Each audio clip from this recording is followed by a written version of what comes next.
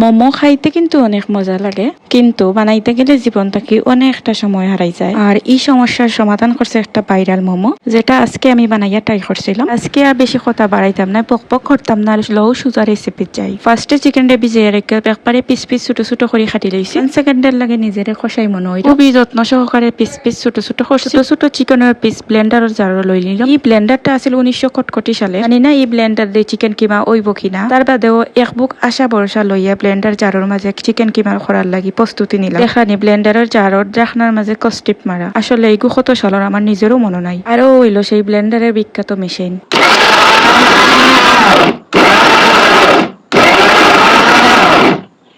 ওমা, নিজেরে বিশ্বাস করাইতে পারলাম না, খুবই সুন্দর স্মুথ চিকেন কিমাটা হয়েছে। আর আমি কিন্তু ইনো 1 কাপের মতো গাজর কুচিও দিছিলাম। একটা বাটির মাঝে ডালি লইছি চিকেন কিমা। ফার্স্টে চিকেন কিমারে ম্যারিনেট করে রাখি দিব কত সময় লাগে। দিলাম ছোট ছোট করে রাখা খাটা পেঁয়াজ, কাঁচা মরিচ, আদা কুচি, আরো দিছি অল্প পরিমাণে টমেটো সস। বোতলের মাঝে কিন্তু টমেটো সস একবারে তুরই গেছে। 1 পিস লেবুর রস দিলাম। গড়ের মাঝে আসিল বারবিকিউ সস অল্প পরিমাণে দিলাইছি। আপনার কাছে না থাকলে দিবা না, আমার কাছে আসিল ওটার লাগি তুরা দিলাইছি। তরকারি চিকেন কিমারে মাখাই লিছি আমি, খুবই স্মুথ হয়েছে। অল্প পরিমাণের গিরে আমি মেল্ট করে দিলাইছি, কারণ ঘি না দিলে কিন্তু একটা অথেন্টিক টেস্ট আইতো না, গ্রান আইতো না। 1 ঘন্টা লাগে কিন্তু আমি নর্মাল ফ্রিজের মাঝে রাখছিলাম। বাদেও তো ফ্রিজ থেকে বাহরিয়া ছোট ছোট করে বল আকারে বানাই লিছি শেপ দিয়া। জানি না কি তার লাগে চিকেন কিমাটা একটু নরম হয়ে গেছে, আর একটু শক্ত হওয়া উচিত আছে। যাই হোক, একটা কোনো বিগ প্রবলেম নাই। এইবার দিয়ে আমি একটা প্লেটের মাঝে সুজি ময়দা দিয়ে একটা মিক্সচার বানাইলাম। অল্প পরিমাণে মরিচ গুঁড়া দিছি, পরিমাণ মতো লবণ, আর সবগুলা ফুটবল আমার রেডি। টুকু মোমো রেডি হয়ে গেছে। আর তো ময়দার মাঝে কুট করে লিলাম। ফুটবলের লাখান ওবাই থেকে হবাই দিলাম, আর ওবাই থেকে হবাই আনলাম। আর একটু পরে হইব আসল খেলা, পানির মাঝে ফালাইয়া নাখানি চুবানি দেওয়াইমু। 2-3টা করে আমি সবগুলা বল রে কুট করে লিলাম ময়দার মিশ্রণের মাঝে। বানাইরাম আর মনে মনে ভাবরাম আল্লাহ জানুন কিলা হইব, খাইতে মজা লাগবো নি। এই সিস্টেমের মোমো কিন্তু আমি ফার্স্ট টাইম বানাইরাম। ফার্স্ট টাইম বানাইও কিন্তু একদম পারফেক্ট হয়েছে লাগে। আরো তো কয়েকবার বানাইলে আরো বেশি সুন্দর হইব।